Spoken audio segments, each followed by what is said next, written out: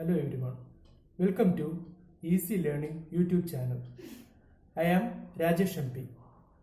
Now we are going to explain the important points of SSLC History Chapter 1 along with previous exam questions. For receiving further videos of our YouTube channel, please subscribe our channel and press the bell icon. Now we can move on to our first chapter, that is the revolutions that influenced the world. History Chapter 1, Revolutions that influenced the world. What do we mean by revolution? Revolutions are the struggles to change the system that denied the freedom and rights of the people and to establish a new one. Now we are going to look into the important revolutions that influenced the world. First, we are going to study the American War of Independence of 1776. It is also known as American Revolution. Secondly, the French Revolution of 1789. It is followed by the Latin American revolutions. Again, the next revolution is the Russian Revolution of 1917. Finally, the Chinese Revolution of 1911 will also be studied here. American War of Independence or the American Revolution of 1776. As we all know, Christopher Columbus discovered America in 1498. From there onwards, various European powers, including the Spanish, the French and the British, arrived in North America. Eventually, the English gained power and they established 13 colonies, as you can see in the present slide. I shall just mention the name of the 13 colonies that existed in 1776 in North America, precisely in the United States of America, that is known now. They are New Hampshire, Massachusetts, Rhode Island, New York, Connecticut, Pennsylvania, New Jersey, Delaware, Virginia, Maryland, North Carolina, South Carolina, and finally Georgia. A lot of important thinkers influenced American War of Independence. One among them was James Otis. His famous slogan actually triggered off the people of America to fight for their war of independence from the British colonial masters. The crisp form of his slogan can be coined, as you can see in the slide, as number 1, representation in the government. The people demanded for representation in the administration of the country. Secondly, it is the anti-people if no representation is given to the people of the land. Finally, no taxation should be imposed on the people without representation. The policy followed by the British merchants with regard to American colonies was resented by the people. So we can try to understand what was the law that compelled the people to fight against their colonial masters. The question is usually asked as what was the law of mercantilist policy of the British that resulted in the American War of Independence. We can discuss the points. First one, the goods were allowed to be carried only in the British ships. Secondly, the raw materials like cotton, wool, tobacco, etc. were allowed to export only to Great Britain. Thirdly, all the legal papers were to be affixed by the British stamps only. Then again, an import tax was levied on almost all the products, and the most important among them were the tea and glass, as you can see in the slides. Now we can go through the important points of American War of Independence. First of all, we can study about Boston Tea Party, that was in 16th of December 1773. What was Boston Tea Party? Actually, as the name mentioned, It is not a tea party conducted by someone, but it's a form of agitation of the people against the mercantilist policy of the British. Firstly, a group of people disguised as Red Indians boarded a ship in Boston Harbor and threw away 342 chests of tea into the sea. This was done in order to protest against the mercantilist policy of the British. It started the American War of Independence or the American Revolution. There were, as I have mentioned earlier, a lot of thinkers or prophets really influenced the American Revolution. The most important among them were John Locke and Thomas Paine. We can just go through the most important teachings of these philosophers on the right side of the slide. A lot of congresses, as you know, meetings were conducted by the revolutionaries, and these paved the way for the eventual formation of United States of America. The first one was a Continental Congress held at Philadelphia in 1774. This point is very important from the exam point of view. The first Continental Congress, as I have mentioned now, met at Philadelphia in 1774. They submitted a petition to the British Crown demanding revocation of regulations on imports and commerce and not to impose tax without the permission or the approval of the ruled people. The next year, that is in 1775, Second Continental Congress met at Philadelphia again. They elected George Washington, who later became the first president of USA. He was elected as the commander-in-chief and issued a pamphlet which came to be known as Common Sense. This term is very important from exam point of view. Now we can study about the Declaration of American Independence, the declaration itself, which was issued on 4th of July 1776. It was prepared by a couple of famous American thinkers, and the most important among them were Thomas Jefferson and Ben Franklin. The important points are explained well in the slide. As per this declaration, all are equal before law. Each and every person has his rights, and his rights is envisaged in this declaration. These rights should be secured. The government can rule only with the consent or the permission of the people or the governed. Again, if they violate or if they rule the people against their will, then the people have the rights to abolish the government itself. So, these are the important points about the declaration.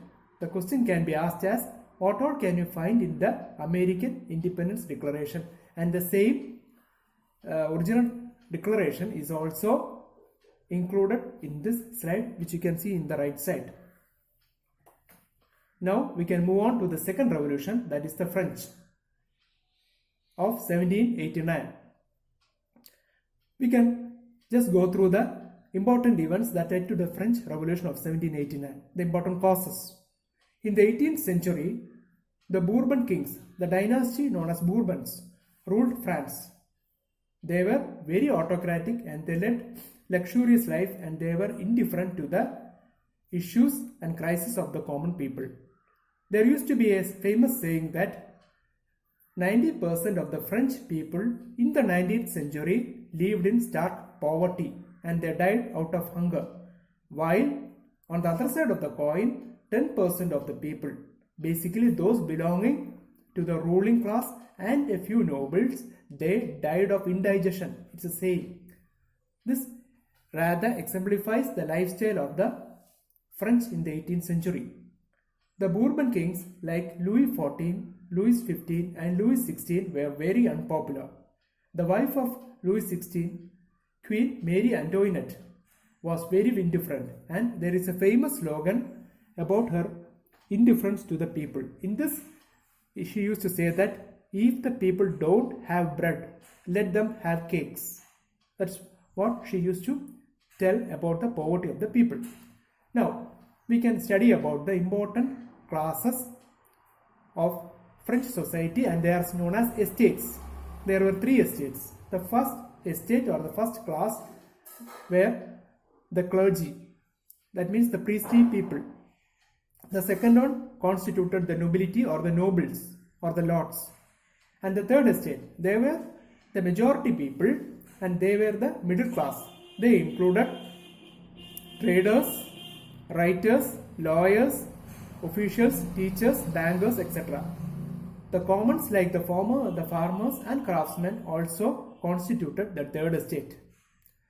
Now once you go through this slide, you can understand the powers or the rights of each and every estate in the French society at the time of the Revolution. The clergy, the first estate, they held the majority of the land in France. They had the right to collect the taxes from farmers and it was known as tithe. It's very important from the exam point of view. They were exempted from all taxes and they controlled higher positions in administrative and military services. Now we can move on to the rights and privileges of the second estate, that is that of the nobility or the nobles. They engaged in military services and collected various taxes from the farmers. They were also exempted from payment of taxes like the first estate. Again, they compelled the farmers to work without wages. Their lifestyle were very luxurious and they also were owners of vast lands in France. Now we can study about the third estate. They were really the people who suffered under this social system. They had no role in the administration, but they had to pay huge taxes, land taxes, known as tithe, as we said earlier, to the government. Their status were very low and pathetic. They had to pay taxes to both the other estates, that means to both clergy and nobles. The role of the philosophers were very important in the French Revolution. As we all know, the most important French philosophers were Voltaire, Rousseau and Montesquieu. Voltaire really ridiculed or really was against the existing system, existing attitude of the clergy, that is the exploitation of the other people. He promoted rational thinking and it was he who uplifted, or rather who propounded the theories of equality and humanism. Rousseau, he spelled out the importance of freedom with the very famous statement, "Man is born free, but he is in chains everywhere." He declared that the peoples are the real sovereigns or the rulers of the land. Now we can study about the important teachings of Montesquieu. He was the prophet who encouraged democracy and the republic style of government.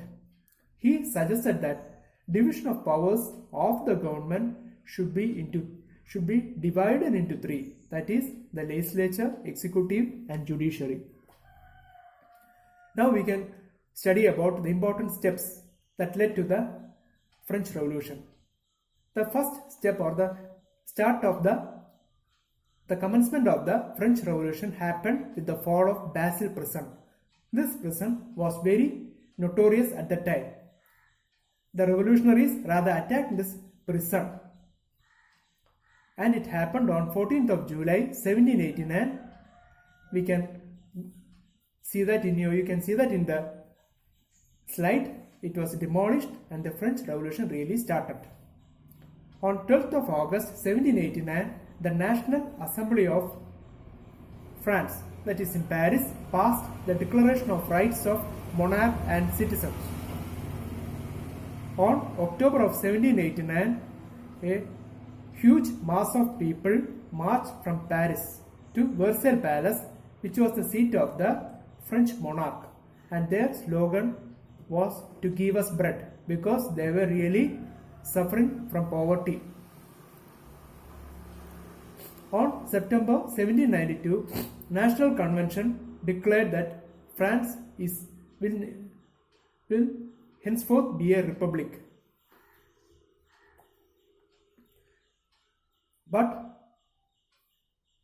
after the culmination of the French Revolution, France witnessed a reign of terror, that is from July 1793 to 1 year, that is to July 1794. There was a committee constituted for public safety. It was presided by a person known as Robespierre. Mirabeau and Danton were also the important members of this committee. During that time, Louis XVI, the king, and his queen were guillotined. Now we can study about the influence of the French Revolution. That means, what are the influence of the French Revolution is an important question that we can always see in exams. The first and most important influence of the French Revolution was that it proved to be a great influence for all the revolutions thereafter. The ideas of French Revolution, like liberty, equality, etc., they started a new wave of revolutions around Europe. Its influence was even felt in our land, that is even in India. That means it influenced Tipu Sultan to rather make alliance with the French people in his fight against British. In order to commemorate the victory of the French, they planted a tree of liberty at Srirangapatnam. It paved the way to the rise of Napoleon. What are the important concepts of the French Revolution? Now we can study about it. The French Revolution led to the rise of the middle class. It put an end to the feudalistic system at that time. Again, nationalism began to grow, which was the direct result of the French Revolution, and it is certainly a concept that was coined by the French Revolution itself. Again, as I have said earlier, it spread revolutionary ideas to almost all the countries of Europe and the world. Now we can move to the next slide. And the next revolution that comes in line are the Latin American revolutions. Even before we can see that during the 15th and 16th centuries, the Spanish and the Portuguese visited Latin American countries. They rather colonized the whole of South America. Their influence can be felt in the religion, language, custom, and construction of buildings in Latin America. The result was that slavery and racialism were introduced in these lands. In the beginning of the 20th centuries, the people of these lands, that is in Latin America, rather imbibed the revolutionary ideas from the French and other revolutions, and many leaders like Simon Bolivar, Miranda, Jose de Santarin, etc.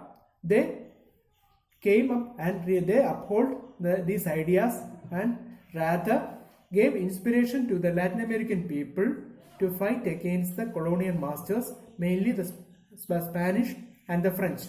As a result, these colonies got independence from the colonial masters. Now we can study about the rise of Napoleon. As I have said earlier, after the French Revolution and after the Reign of Terror, the France saw the rise and growth of a very famous dictator, and he is known as Napoleon Bonaparte. During his reign, the French farmers were made the owners of the land.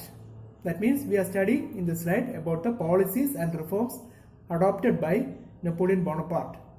So, the French farmers were made the owners of the land. The clergy were really brought under the control of the state. He formed sinking fund with the aim to avoid public debt.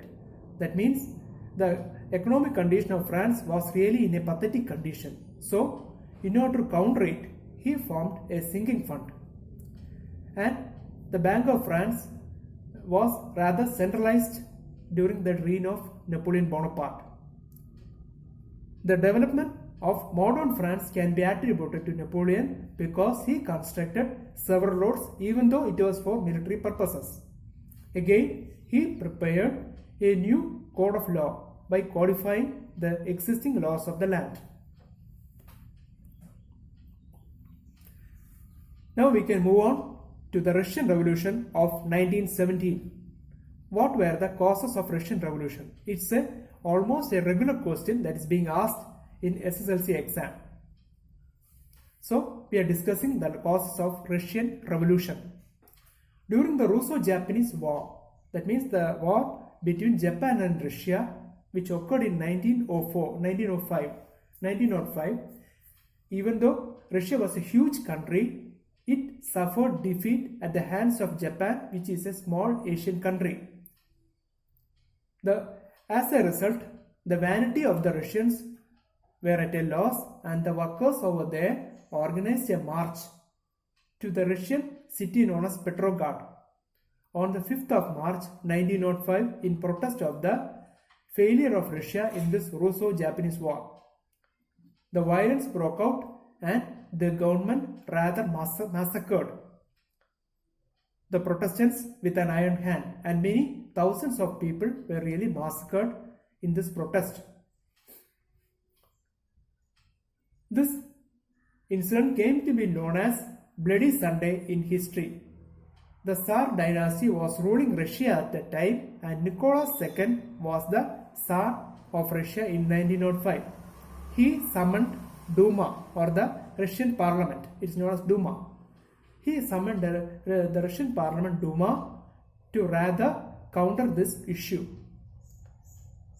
Even though Russia failed miserably in the Russo-Japanese War, the decision of the Duma and especially the decision of Tsar was that they had to participate in World War I. Russia was at a time in really pathetic condition.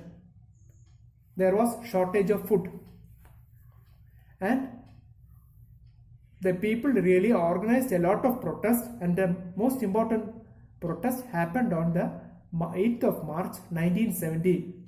At first, it resulted in the clashes between the working class and the Russian soldiers. But eventually, the soldiers also joined the workers, and together they fought against the Tsar.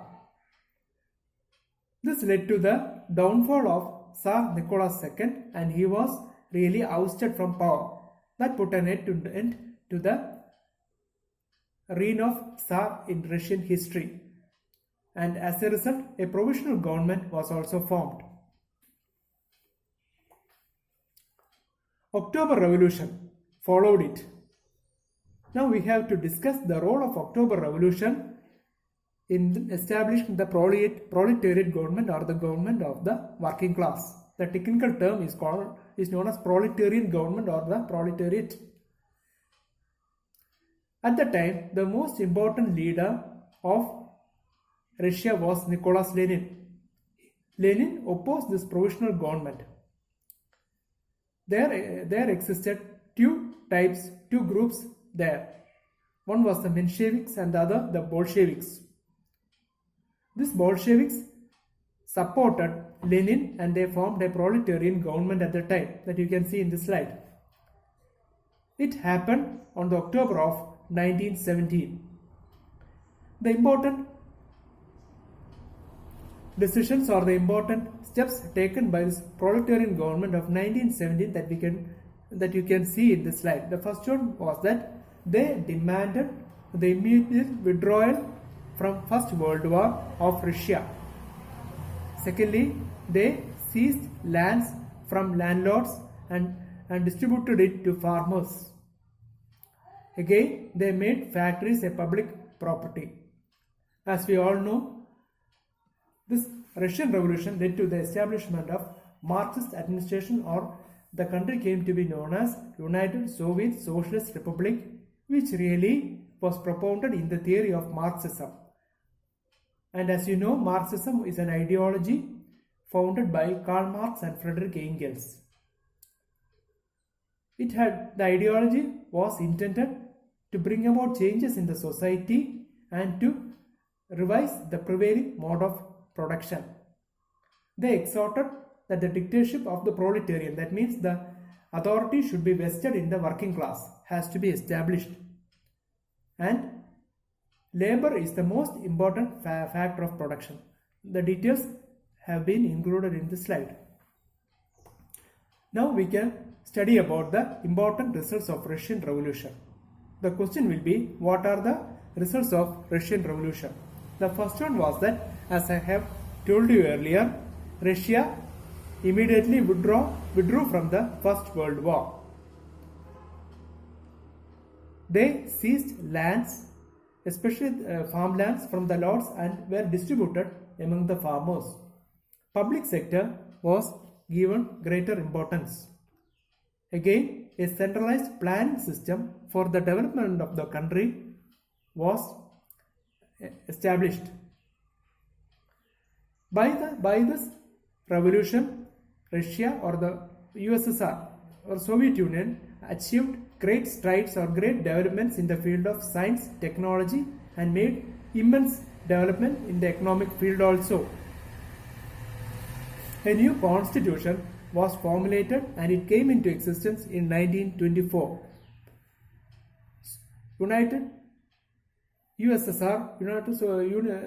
USSR had several states as it is known in India, but there it was known as republics. It constituted a lot of republics, and the new Soviet regime rather consolidated these republics.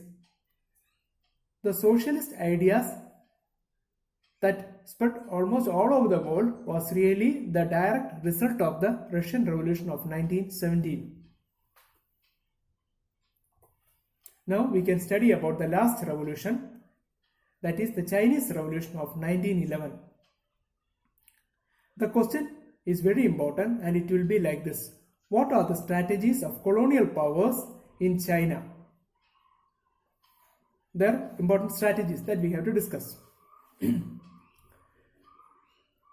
During the 19th century, opium trade, the Europeans started to trade opium, or rather import opium from their land to China, because China was really ruling the world in their business. The silk, tea, earthenware, etc. of China were hugely demanded, had huge demand in Europe, but they rarely imported anything from Europe. So, in order to topple, or in order to upset the growth of China in trading, the Europeans purposefully imported opium to China. At that time, almost all the important European countries like Britain, Spain, France, Portugal, etc., they had an open trade policy. They had their own markets in various regions of China. But US at that time was really growing into a world power. But they never had their own market in China. So, the European countries and the US divided China into various trade zones and made inroads in the beginning of the 20th century.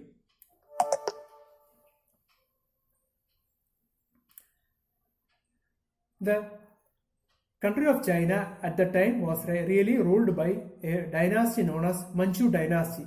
In 1900, that is in the beginning of 20th century, there occurred a revolution or a rebellion known as Boxer Rebellion.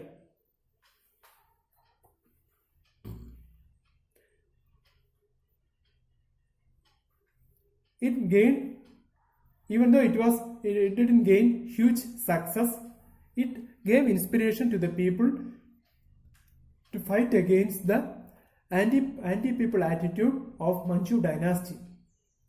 In 1911, a common leader known as Dr. Sun Yat-sen organized a well-planned revolt against Manchu dynasty.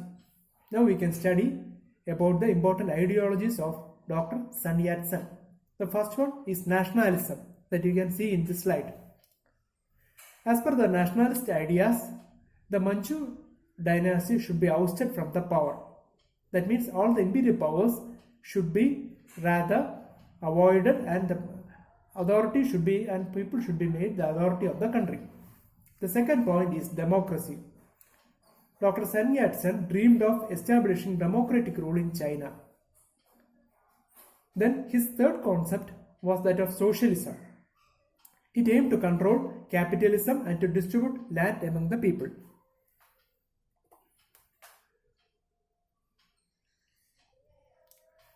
As a result of the Chinese Revolution, as you can see in this slide, Chiang Kai-shek of Kuomintang Party came into power. There existed a military autocracy in China. They cooperated with US and Western countries at that time. But they always kept the communists at bay.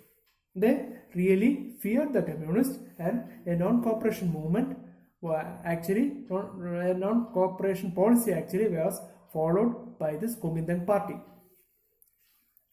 Now that means we are studying about the establishment of republic in China. That is the question. How did China become a republic? The Westerners, including US, were given freedom to trade, as we have said earlier, in different parts of China. That means the important industries of China like coal, iron, then their banking system, etc. were all controlled by foreign countries. The communists really protested against the foreign policy of the Westerners, that is the US and the Europeans, of controlling or establishing markets in different parts of China. By the mid of 1930s, a leader known as Mao Zedong took the leadership, and he started a huge rally or journey from the province known as Jiangxi in 1934. The march came to be known as the Long March in the history of China and the world. As we all know, China is a vast country, and the march really took many years, and they traveled about 12,000 kilometers. On the way, they acquired lands from the landlords and handed over to the farmers. As a result of this mass march, Chiang Kai-shek had to flee from power, and he took national asylum in Taiwan. In October 1949, Red Army under the leadership of Mao Zedong captured the power of China